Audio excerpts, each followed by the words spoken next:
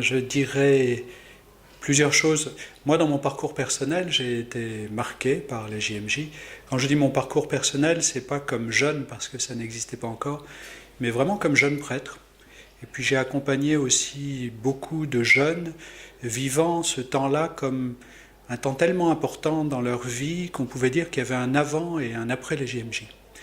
Et des faits vraiment marquants. J'ai encore souvenir d'un jeune qui est devenu prêtre aujourd'hui et qui est prêtre du diocèse d'Orléans, qui pour la première fois avait exprimé son souhait, décelé à l'intérieur, de suivre le Christ comme prêtre. Alors évidemment, cette idée de suivre le Christ comme prêtre, ça résonne particulièrement en ces jours où l'un de nos frères prêtres a été assassiné alors qu'il célébrait avec un tout petit noyau de fidèles et dans une belle fidélité à 84 ans, il célébrait la messe dans sa commune.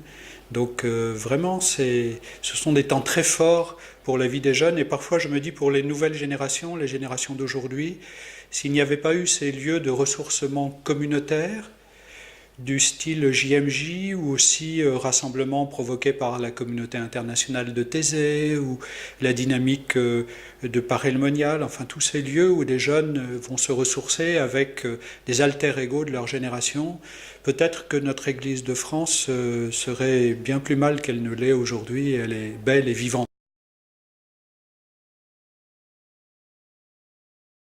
Alors, ce qui m'a le plus marqué, comme toujours, quand on arrive, c'est l'accueil de ces jeunes Polonais, pour la plupart, qui essayaient d'être aux petits soins avec nous, avec toutes sortes d'aléas, y compris des jeunes, je pense à ce jeune prêtre avec lequel j'ai pu peu communiquer d'ailleurs, qui m'a emmené dans la première catéchèse ce matin, qui parlait uniquement le polonais, pas le français, pas l'anglais, pas l'italien. Alors malgré tout, à cause de ce cœur ouvert et de cette dimension d'accueil, on a été capable de se comprendre. Et puis même s'il ne connaissait pas bien Cracovie, parce qu'il n'est pas de ce lieu en Pologne, même si on s'est un peu perdu pour aller à la catéchèse, on a fini par y arriver.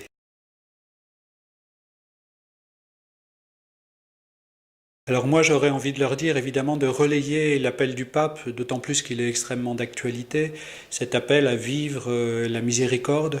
Ce matin dans la catéchèse on s'est appuyé sur le témoignage d'un journal intime d'Etty Lessum, qui était née à Amsterdam et qui est morte à Auschwitz en 1943. Et beaucoup de jeunes qui étaient là étaient passés par Auschwitz ou s'apprêtaient à s'y rendre. Et donc ça fait écho aussi au témoignage de vie du père Kolb ou aussi à ce qu'a vécu le père Popieluszko.